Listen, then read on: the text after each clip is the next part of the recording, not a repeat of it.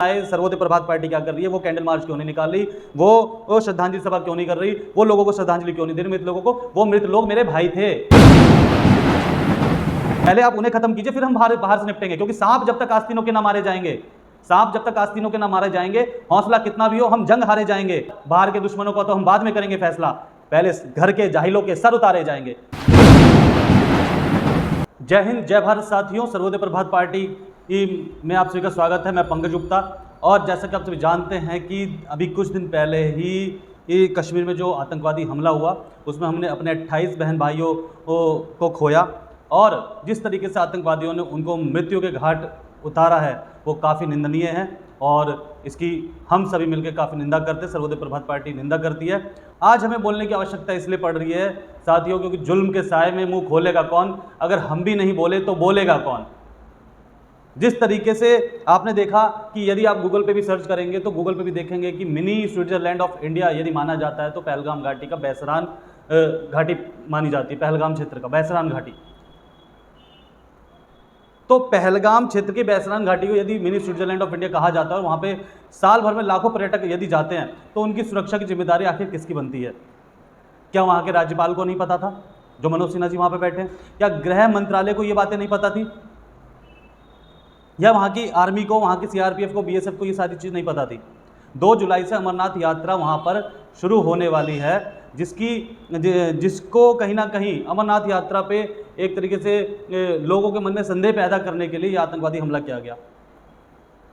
देश में जिस तरीके का माहौल चल रहा था, वक्फ बिल पास हुआ, यदि हम होते तो हम भी वक्फ बिल को पास करने के लिए वोट देते।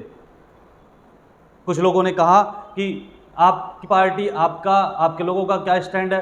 तो हमारा स्टैंड यही है, जो देश हित में हम उसके साथ हैं। लेकिन जिस तरीके से बंगाल में कांड हुआ, उसके हम सख्त खिलाफ हैं। अभी तक कि वहाँ के राज्यपाल ने गृह मंत्रालय में रिपोर्ट नहीं भेज पाए हैं कि वहाँ पे किस तरीके से दंगे हुए। सिर्फ मीडिया के थ्रू सारे रिपोर्ट गृह मंत्रालय पहुँच जाती हैं। आज से पहले सिर्फ मीडिया यही दिखा रही है कि गृह मंत्री जी बहुत गुस्से में हैं, गृह मंत्री जी ऐसे गए, गृह मंत्री जी वैसे गए, मोदी जी ने अपना दौरा रद्द किया। ठीक है, आतंकवादी हमले की जिम्मेदारी कौन लेगा? एक तो आतंकवादी संगठन लेता है, टीआरएफ जो है, लेकिन उसकी गलती, उसकी खामियों की जिम्मेदारी कौन लेगा कि जी ये कहीं ना कहीं सुरक्षा में चूक हुई है हमसे और इसकी जिम्मेदारी हमसे गलती हुई है और हम अब आतंकवादियों को मुंह तोड़ जवाब देंगे, उनको हम उखाड़ के फेंक देंगे। सिर्फ इतनी सी बात। आप कश्मीर घूम आए, आप लोगों से मिले, आपने एक प्रेस कॉन्फ्रेंस नहीं की। आपने कहा था यदि वक्फ बिल पे कोई एक पत्थर भी उछाल दे तो जान लगा देंगे हम। पूरे देश में रोष है। जिस तरीके से हमारी माताओं बहनों को विधवा किया गया, जात धर्म के नाम पे हिंदू पूछ के मारा गया, ये बहुत ही चिंता का विषय है। जब आप जानते थे कि हमने वक्फ बिल पास किया है, जब आप जानते थे कि हमारे देश में अमेरिका के उपराष्ट्रपति आए हुए हैं, जब आप जानते थे कि आप सऊदी अरब के दौरे पे जा रहे हैं और एक मुस्लिम कंट्री में जा रहे हैं, वहाँ पे शेख से मिल रहे हैं, और आपको पता था कि आप कई व्यापारिक समझौते पे फैसला करें, वहाँ पे व्यापारिक समझौते करेंगे, तो क्या ये पड़ोसी देश को, पड़ोसी मुल्क को, और जो आपके आलोचक हैं, जो एक अलग तबका बैठा हुआ है, क्या वो लोग इन सब चीज़ों से खुश होते? नहीं होते। तो आपकी रॉ एजेंसियाँ कहाँ चली गई? आपकी आईबी कहाँ चली गई? पूरा का पूरा इंटेलिजेंस सिस्टम फेल हो गया। 28 लोगों को जान गंवानी पड़ गई। विनय नारवाल जी की पत्नी ने कहा कि यदि हमें सही मौके पे मेडिकल हेल्थ चेकअप की सुविधा मिल जाती तो शायद विनय नारवाल जी आज हमारे बीच होते। ऐसा बताया जा रहा है कि 1.5 घंटे तक की उनकी सांसें वहां पे चलती रही, रेस्क्यू नहीं हो पाया वहां पे 1.5 घंटे तक की लोगों का। कुछ तो ऑन द स्पॉट ही खत्म हो गए।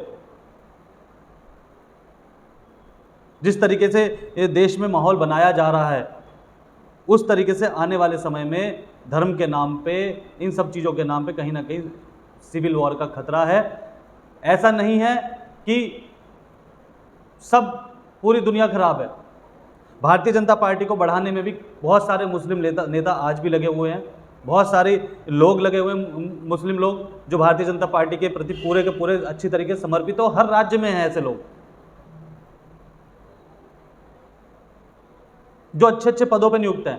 लेकिन आपके जो छोटे नेता हैं, लेकिन आपके जिनको छोटे नेताओं को जिन्हें टिकट चाहिए विधानसभा की, निगम की, जिन्हें टिकट चाहिए, वो बेचारे गली मोहल्ले में आके किसी ठेली वाले से, किसी से, हाँ भाई जिहादी, हाँ भाई यहाँ पे ठेली मत लगा, यहाँ पे ये मत कर, अब हमारा शासन है, तुम भागो यहाँ से। कैसे भागेंगे? आप अपनी कार्यकर्ताओं की मीटिंग लीजिए। आप बहुत अच्छा काम कर रहे हैं, आप देश के नेतृत्व में अच्छा काम करते हैं, सब मानते हैं, लेकिन आपके निचले तबके के कार्यकर्ता को क्या हो गया? कैसे वो सोशल मीडिया पे चिल्ला चिल्ला के आ रहे हैं? क्या उनके अंदर कोई अनुशासन नहीं है? काम आप कर रहे हैं, अच्छा कर रहे हैं, उसको ठीक है, उसकी सराहना कीजिए, कोई दिक्कत नहीं है, लेकिन इस तरीके का जो तनाव हर दूसरी वीडियो में देखने को मिल जाता है, फैलाया जा रहा है, आजकल के युवाओं में फैलाया जा रहा है। इसी वजह से विनय नारवाल जी यूरोप के वीज़ा के लिए उन्होंने अप्लाई किया था, वो यूरोप जा रहे थे, लेकिन नहीं, उन्होंने फिर भी कश्मीर गए। तो क्या आने वाले समय में हमारे देश में युवा रुकेगा? आज 3 दिन हो गए, 4 दिन हो गए, तो जब तक आप अब सर्जिकल स्ट्राइक 3 नहीं करेंगे तब तक ये देश मानने वाला नहीं है। आप IWT, इंडस वाटर ट्रीटी पे रोक लगाइए, कुछ भी कीजिए, पाकिस्तान में सूखा फैला दीजिए, उससे मतलब नहीं पड़ने वाला। आपने सर्जिकल स्ट्राइक 1 दिखाई, दूसरे में सर्जिकल स्ट्राइक 2 दिखाई, अब सर्जिकल स्ट्राइक 3 चाहिए ही चाहिए।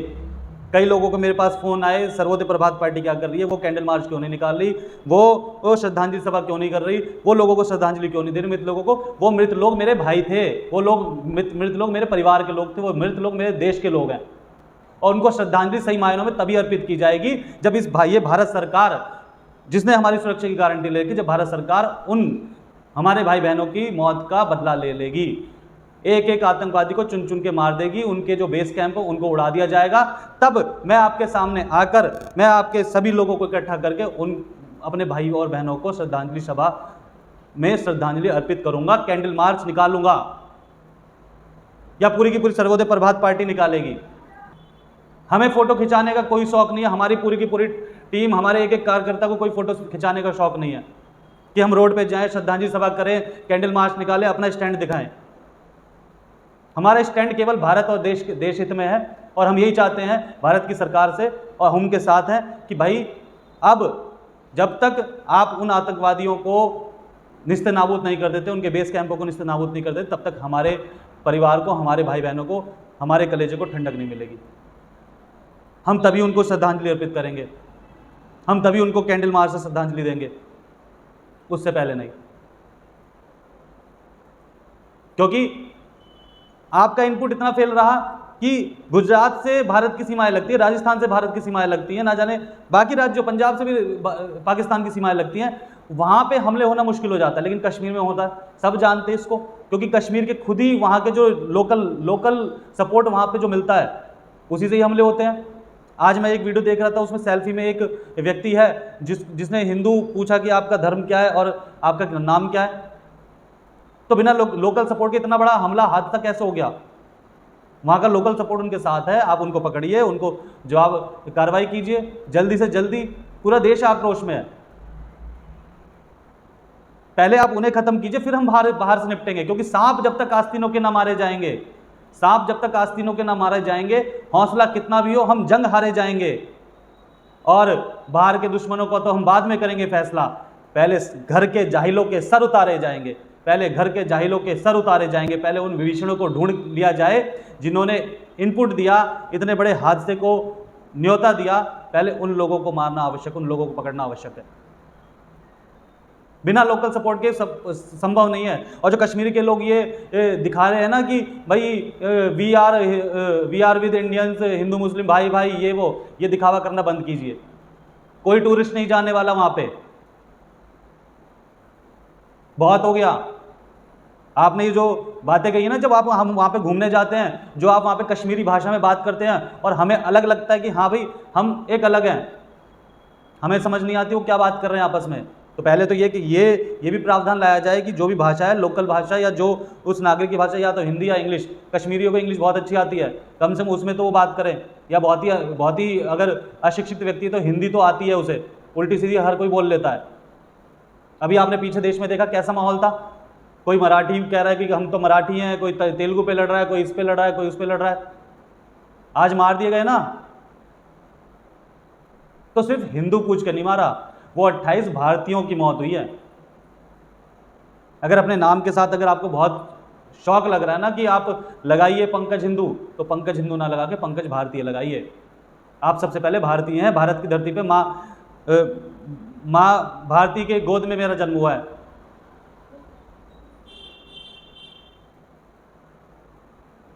तो सबसे पहले हम भारतीय हैं, उसके बाद हम हिंदू हैं, उसके बाद हम कुछ भी हो सकते हैं।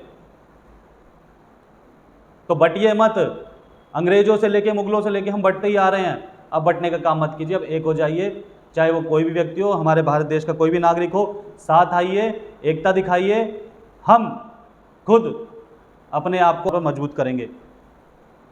क्योंकि क्षमाशील जब तक रहे युधिष्ठिर, द्रौपदी की लाज बचा ना सके। क्षमाशील जब तक रहे युधिष्ठिर, द्रौपदी की लाज बचा ना सके। बिना युद्ध के इंद्रप्रस्थ तो क्या 5 गांव भी पा ना सके। तो ये भारत की जनता कहीं युद्ध तो नहीं मांगती, लेकिन सर्जिकल स्ट्राइक 3 की मांग है। हमें बदला चाहिए, हमें उन 5-7 जो भी आतंकवादी थे और जो भी वहाँ का लोकल सपोर्ट था, सारी डिटेल्स चाहिए। एक रिपोर्ट बना के लोगों के सामने, भारत के नागरिकों के सामने जल्द से जल्द भारत सरकार से निवेदन है कि वो रखे। हम सभी का अपना अपना दायित्व है, जो जहाँ पे है वो अपना अपना काम करे, उसी में ही देश की तरक्की है। किसी बहुत बड़े व्यक्ति ने कहा था, यदि एक भारतीय एक कदम चलता है तो हम 125 करोड़ लोग हैं, अगर 150 करोड़ लोग एक कदम चलेंगे तो हमारा भारत 150 करोड़ कदम आगे हो जाएगा। और हम श्रद्धांजलि सभा तभी करेंगे साथियों, जब भारत की सरकार हमारा बदला ले लेगी। जय हिंद, जय भारत। आप सभी को बहुत बहुत प्रणाम। सर्वोदय प्रभात पार्टी से जुड़े रहिए, बने रहिए। नमस्कार।